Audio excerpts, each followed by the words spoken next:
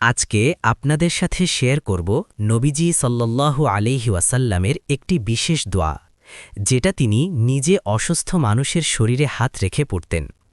হজরত আয়েশা রাদিয়াল্লাহু আনহা বলেন, নবীজি সাল্লাল্লাহু আলাইহি ওয়াসাল্লামের যখন কেউ অসুস্থ হতেন তখন তার শরীরে ডান হাত রেখে এই দোয়া পড়তেন।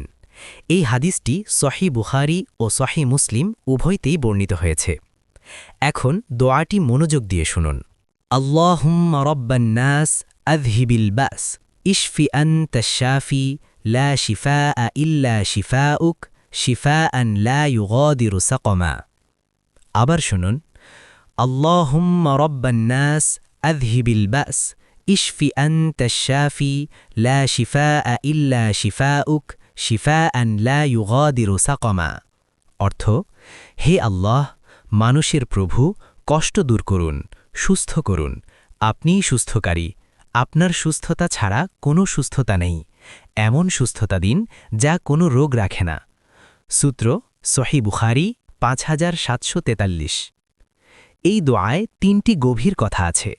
আল্লাহকে রব্বুন নাস বলে ডাকা হচ্ছে, শুধুমাত্র তাকেই শাফি মানা হচ্ছে, আর চাওয়া হচ্ছে সম্পূর্ণ সুস্থতা, আংশিক নয়।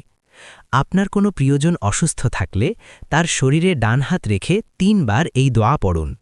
আর নিজে অসুস্থ হলে যেখানে ব্যথা সেখানে হাত রেখে পড়ুন।